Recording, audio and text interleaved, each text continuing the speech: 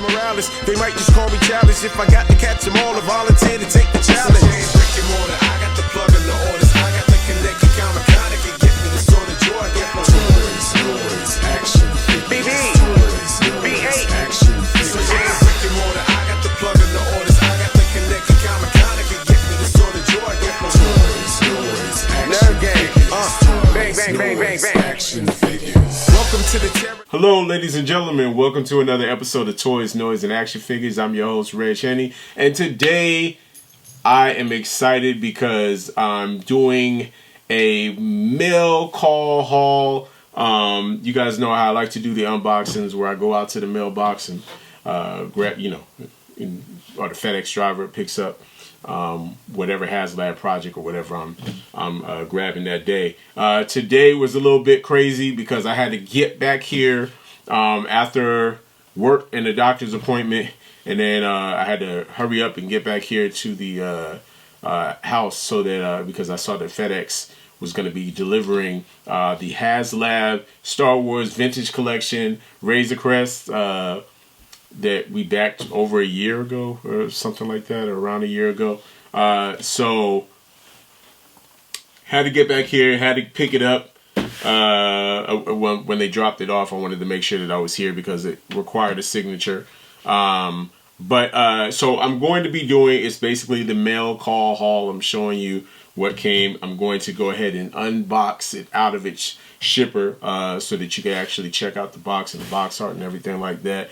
But I'm excited. I'm excited because I love getting Haslab projects. I know that they tend to be pretty controversial. That's probably one of the biggest selling points behind it, probably the hype that goes behind it.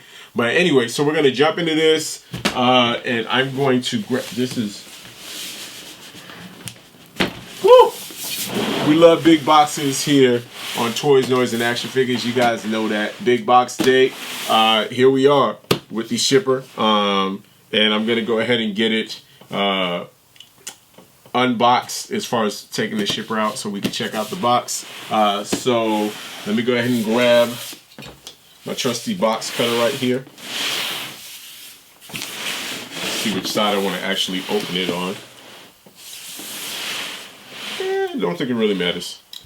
So safety first, kids. Safety first.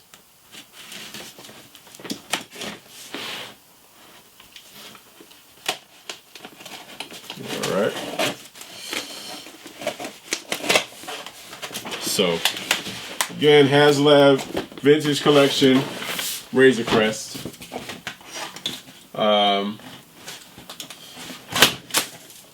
You guys keeping up with that Book of Boba Fett?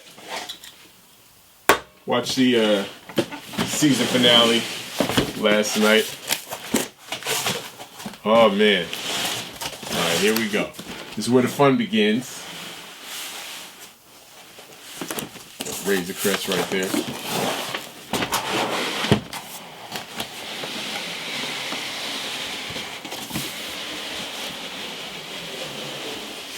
Woohoo! Man, that box, that new toy box smell. Smoke in the city. Look at that. We got the Razor Crest unboxed. I mean, well, out of its shipper. This is a very, very, very minty clean box. I'm going to go ahead and hold on to the shipper itself. Can't believe this is here. This just made my whole day. You have no idea, this just made my whole day. Alright, let me get some close-ups of the box for you guys so you can check it out. Okay, so let's get a look at this box. This box art. We've seen the box art already. They actually showed it to us, I think back in October, sometime around that time frame. There it is, Haslab. Designed by Haslab. 14 and up. Basically adult collector. It's a good thing I'm an adult. That works out. Right. Includes these three figures right here. I actually was wishing that they would have carded the Mando figure. I know when I got the Haslab Sentinel, I believe the Prime Sentinels that came with it, they weren't carded at all either. But I just think like the whole added card thing, carded figures, is just this kind of bonus. You know, I wish that Galactus was going to be coming with, you know, the carded extra figures we're getting too. But, you know, but either way, we're getting the figures. It's Mando with the soft goods cape. Grogu. I can't stop thinking about that season finale of the Book of Boba Fett, man. That was an awesome episode right there. So just a couple of the vintage collection figures that I got to get. Right now, I'm only at these 3 right here. And actually, I have one other figure. I'll show that before the end. But yeah, look at that front box art. The classic Kenner logo right there. If you're of a certain age, that brings such nostalgia seeing that. Which is what they're going for with the vintage collection line. The Mandalorian, Star Wars, the Razor Crest. Just some of the features on it. Very old school style box. This is basically the way they did the Castle Grayskull classics.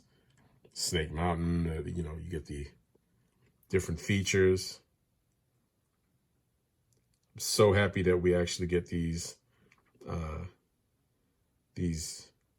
bountied, or the fugitives in carbonite.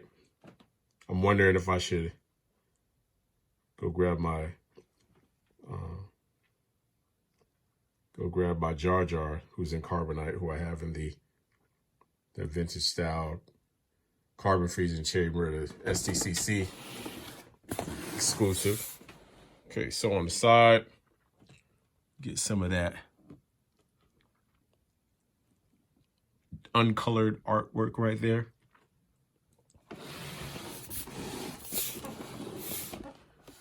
Wow. You know, one of the things I do have to wonder about these. Oh, there's the mouse.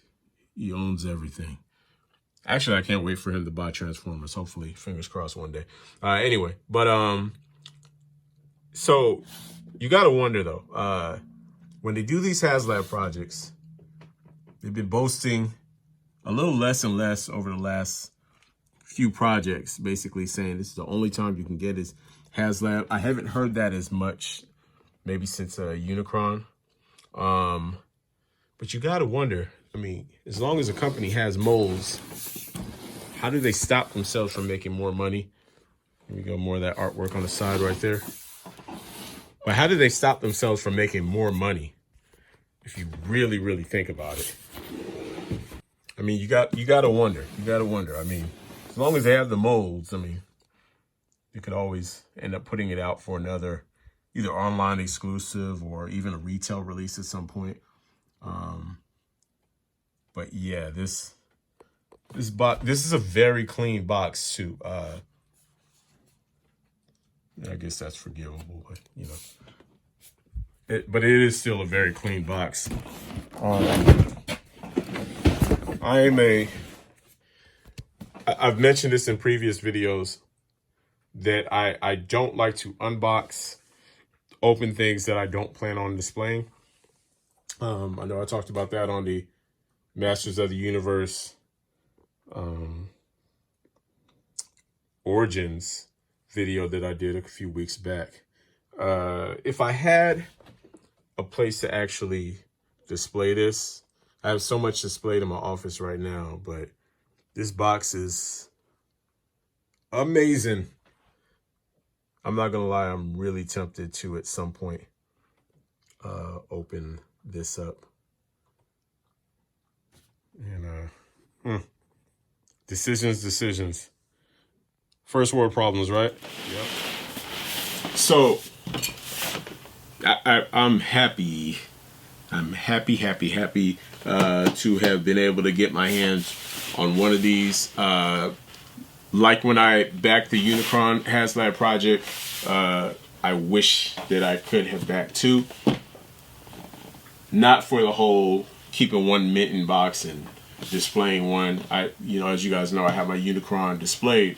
but more because the resale value on them does make you a scalper. It does not make you a scalper, in my opinion, my humble opinion, because everybody has the opportunity to get their hands on a Haslab project, or when Super 7 does pre-orders, you have your chance to get your hands on one during the campaign period, however long that is, 30 days, 45 days, whatever. So everybody has their chance to get their hands on it, gets cut off, and then the amazing phenomena that I see, which is the whole toy collecting market, is that the day that it gets finalized and they say it's been backed, not even the end of the campaign, saying they reached the number, it's been backed, it's going to go into production, all of a sudden you'll see on eBay that people are selling theirs that they backed, or they know it's going to go into production. They don't have it in hand yet. They won't have it for more than a year.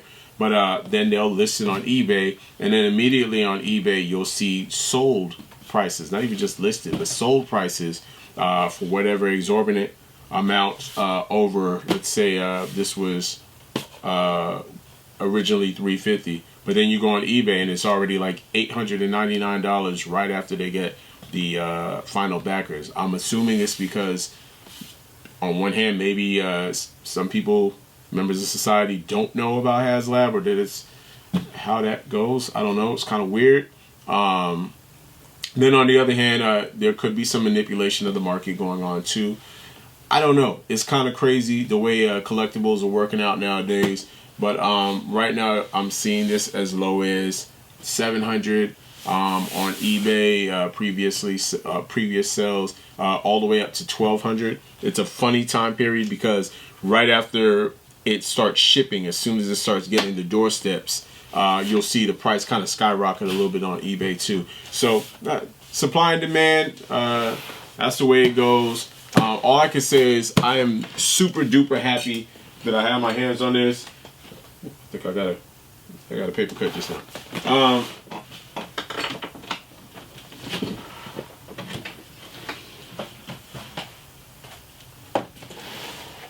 So I got Grief Karga, Action Jackson himself. I got Grief. This is they had plenty of these figures all over. I don't know if you guys saw a little bit of a peg warmer at your local Target and Walmarts. But so I grabbed Grief because I knew this would be coming soon. Star Wars is kind of weird. As most of you guys know, I'm a bigger Transformer collector. Closely followed by Masters of the Universe and then Marvel. But Star Wars is so plentiful. You could get so much great Star Wars stuff. You Star Wars fans, you're spoiled. I don't want to see any more complaining from you. You are spoiled. But anyway, one thing I have noticed about pegs and Star Wars characters, whether we're talking about the Black Series or whether we're talking about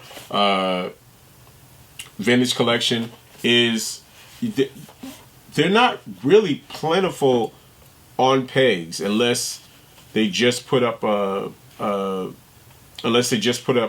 case.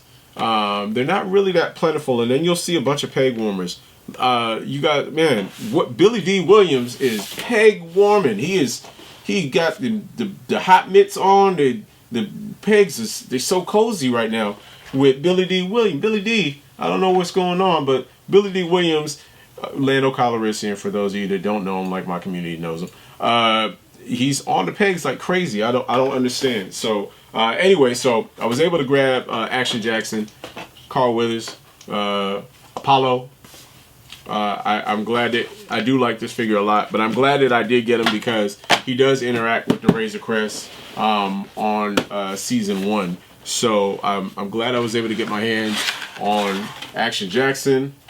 And if I did have the option to display this, or if I ever get tempted to, it's going to be in good company because I was able to get this last year.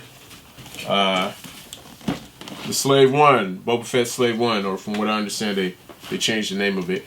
One thing about these Star Wars vehicles, the only Star Wars vehicle I've managed to open, I had a Vintage Collection X-Wing fighter, Biggs. I had that one from way back in like 2012. I did open that one, and I did open the First Order TIE Fighter, the one of the only 6-inch Star Wars. Correct me if I'm wrong in the comments, but one of the only 6-inch Star Wars vehicles. So I got the TIE Fighter a few years ago, and I also opened that one for the sake of opening it because the box was so huge. And then once I opened it, I kind of wished I hadn't, because I really ended up not really displaying it. Once we bought the house and I got into this office, I did actually have it sitting in a room on display, but not proper. And so that one's downstairs in the garage now. The X-Wing, I actually ended up putting it right back into the box, because I don't really display a lot of Star Wars stuff in my office. But fortunately, these are a good company. I still own the vintage collection, Toys R Us exclusive, the 2012 Millennium Falcon, and I also own the I believe it's the AT-AT, the one from Return of the Jedi. I actually have that one that I've never opened either. So these, I'm actually going to end up storing the Razor Crest and this one downstairs in the garage, just right on the shelf with it. I like not opening a lot of Star Wars stuff. Star Wars stuff is so plentiful, and it's not my main cup of tea. So anyway, so I'm happy. That is my mail call haul for today. The vintage collection Razor Crest. I'm so happy that I was able to get my hands on one of these, and I wish that after watching the season finale of Book of Boba Fett, you really wish that the Rancor had got back, but there's some things about the campaign that didn't go well. The way they rolled it out did not go well, and something tells me that maybe some people thought that because it's Star Wars, it was gonna work like gangbusters, because Star Wars normally that's what they do. They come in, they kick ass and take names, and they get back because it's Star Wars. But in this case, that Rancor, in my heart of hearts, it should have worked. But I understand there were complaints about the paint, which I could get. There were complaints about the way they did the tiers, the way they rolled them out. There's a litany of reasons that you can complain about the way that was handled. But it's unfortunate, because a Rancor for the 6-inch line would have been absolutely dope. And I even told Ruck, my homeboy Ruck, like, man, I wouldn't mind backing it. You know, I would not mind backing it. But I'm not even a big Star Wars fan like that, and I wasn't impressed with the way they did the rollout. I do want to say that I held back on complaining about the way the shipping went with the Haslab project with Unicron. If you guys go back and watch that video, matter of fact, I'll link it to this video. But I was so impressed with Unicron, I forgave them for the way it worked out between Hasbro Pulse and FedEx. Which it was a fiasco though. The day before Unicron was going to show up, I had reached out to Hasbro Pulse because I hadn't even had a shipping label generated. I got no notification about that or anything like that from FedEx. And I called Hasbro Pulse, and they said that a label hadn't even been generated yet for my order. I gave them my order number, said it hadn't even been generated yet. So I'm like, all right, I'll probably be one of the last people on the planet to get one. But that was my first Hasbro Pulse Haslab project that I had backed. So I didn't know how the routine would go. Once I got off the phone with them, an hour, maybe 45 minutes later, I got a text message from FedEx saying that I needed to be available to sign a signature required for delivery. When I looked at the FedEx notification, I saw that it listed the weight at somewhere around 19 pounds or something like that. Shipping weight might have been 16 or 19 pounds. which is what Unicron weighs. He weighs about 19. And I'm like, is that the Unicron? Because I just talked to Hasbro Pulse, and they said they hadn't even generated a shipping label for it. True story. And then once I got that notification from FedEx, I'm like, all right, well, it says it'll be here tomorrow, so I have to be here for it tomorrow. So the next day, I'm at home. I happen to be at home that day because of the pandemic situation, and I was able to sign for my Unicron. But I didn't get a notification from Hasbro Pulse until after it was delivered. I probably got the notification maybe a day or two later saying, hey, guess what? It's on its way, which was really weird to me. It was odd. So the next Haslab project that showed up was the 2 Sentinels. And if you watch the Sentinel video, my mail call haul and my unboxing of the Sentinel with Ruck, if you watch that video, I do go into detail and let you guys know how that went. That was all kinds of crazy too, because I was assuming that maybe Ruck might get his first. He had ordered 3 of them. Next thing I know, the next day that I after I spoke with him about it, I get a notification from FedEx saying that I have a shipment on the way. Again, no word from Hasbro. And sure enough, the next day the shipment shows up, and I get both my Sentinels. Meanwhile, Ruck is waiting weeks and weeks later, and still no ship notification. He finally gets one in the mail, and then his got split up. Like all 3 of them got split up. So it's kind of weird. It's kind of hit or miss. This is the 3rd one that I've gotten delivered, and same thing, shipping fiasco with the Razor Crest.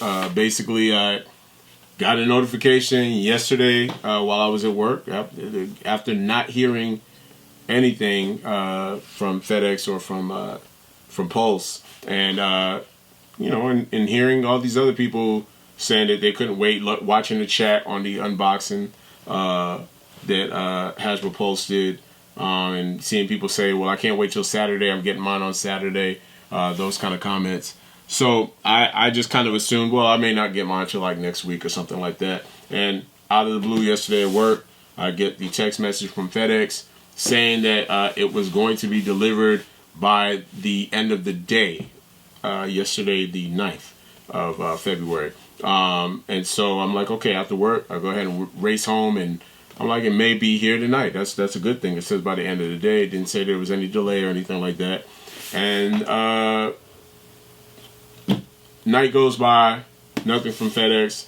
Get up, go to work this morning. I have a doctor's appointment. I have to leave early for work, go to the doctor's appointment. Get home thinking that FedEx may deliver maybe closer to 3 o'clock. That's usually the time the route runs around here. And they showed up before noon. So luckily I got back from the doctor's appointment right before this actually showed up at my doorstep. And the signature was required in the past with the Unicron. I was at home, answered the front door if you guys saw that video, and they did not require me to sign for it. And Unicron was way more expensive than the other Haslab projects by almost $200, depending on which project. So it was with Galactus $400, Unicron was $575. I'm just saying, you might want to be consistent with the whole signature thing, FedEx. But I had to sign for this today. Your experience may vary, but I did have to sign for this when the driver for FedEx showed up today. I still haven't heard anything from Hasbro Pulse. They may notify me tomorrow that the shipment is on its way or it's here. I don't know when they're going to notify me, but I'll act surprised. But I am still happy that I got this in my hands. Anyway, that's it. You know my feelings. I'm very happy. This is a very clean box. It will keep and keep. And I want to thank you guys for hanging out with me. I let you guys know I had another Haslab project on the way, and I'm very happy, and I'm glad that you guys were able to share this mail call haul with me today. As always, this has been Toys, Noise, and Action Figures. I've been your host, Regg Henny. Be good to yourself. Be good to others. Show empathy. Open your toys. I won't be opening this one, but open your toys and play with them. You deserve it. Peace.